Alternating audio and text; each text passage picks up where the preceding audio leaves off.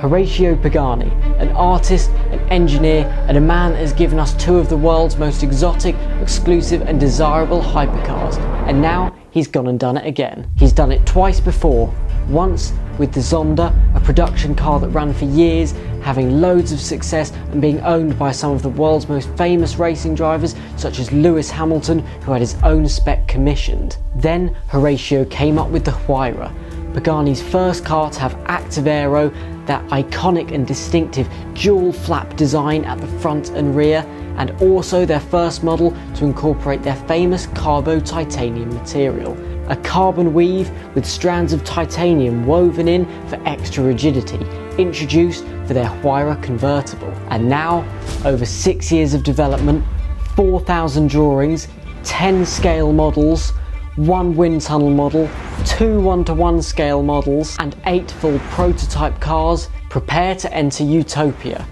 the Pagani Utopia. Another vehicle from Pagani that seems much more like a work of art than a car. Here is everything you need to know about the Pagani Utopia.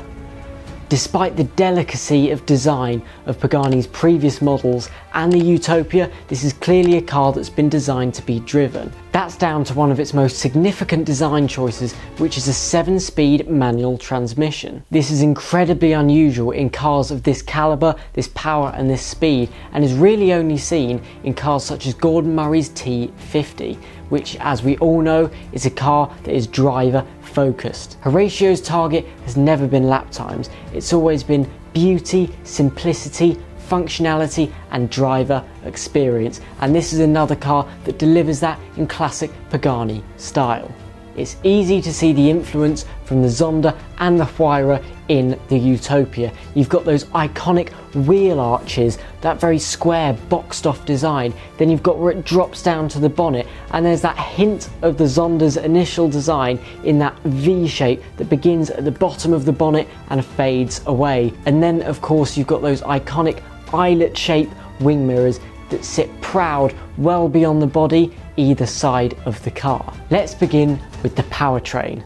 The Utopia comes with an engine custom built by Mercedes-AMG. It's a twin turbocharged V12 6-litre engine with a 60-degree cylinder angle. It has no hybrid system and still produces a whopping 864 brake horsepower and 1100 newton meters of torque. All of that power then goes through the 7-speed X-Track transversal gearbox. Pagani says this has specific gear ratios for the Utopia. This power is transferred to the road via new triple clutch plate increased diameter system to handle all of that power, and then an electronically controlled differential. They say they've worked hard to reduce the weight in all of these components, differential, gearbox and engine, to reduce the inertia and increase responsiveness. Now for aerodynamics. Now there are significantly less active aero components on this than the Huayra, but there is still an active portion at the rear. The main two aero components, however, are the front splitter and the rear diffuser, so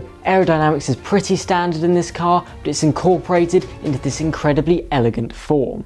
As for the chassis, Pagani is getting typically exotic with its materials. They're using 2 different types of their carbo titanium, and this, they say, has increased the rigidity of the chassis by 10.5% over its previous road legal models. Now that implies to me that it's still not as stiff as their race car, but again, it's all about the driving experience. I'm sure they've decided that that is the best stiffness for the car. We'll have to wait until people start driving it to get a feel for what it's like. And the car's dry weight is only 1,280 kilos, which may sound like a lot, but by modern standards, with all the safety regulations they have to pass, that's pretty impressive. The exotic materials do not stop at the chassis. The suspension arms are made out of a forged aluminium alloy. It's a double wishbone suspension all round with helical springs, and this is adjustable in terms of stiffness and ride, but we'll have to wait longer to see how adjustable it really is and if it is that suitable on the road. As for the brakes, Pagani has partnered up with Brembo to produce carbon ceramic discs. It's a 410mm diameter at the front and 390mm at the back. That is huge, and it's 6 pistons at the front and 4 at the rear. So big stopping power for this new monster. The decisions Pagani has made with the wheels and tyres is really interesting as well. We have a 21-inch rim up the front and a 22-inch rim at the rear. The tyres are Pirelli P0 Corsas. Pagani says they've developed them exclusively for the car, but I think they're probably just Corsas, so there you go, make of that what you will. The interior is unmistakably Pagani. There is that iconic steering wheel which has been machined out of one single piece of aluminium, and there are those big analog dials at the front and one small digital screen. Horacio loves an organic and extravagant interior, and this is clearly evident throughout all of the models. The gearbox linkage is visible, and it gives you that extra connection with the car because you can see what's going on, you can see the direct consequence of your inputs, and that is again all about the driving experience. And the decisions they've made are so iconically Horacio and so iconically Pagani, but with a twist, with a fresh twist. To see how I'm following in Horacio's footsteps in a slightly smaller way, press here to watch my video where I develop my own ex-Shmee 150 GR Yaris project car, and I would hugely appreciate a like and a subscribe if you enjoyed the video. Leave a comment down below if there's anything you want to see.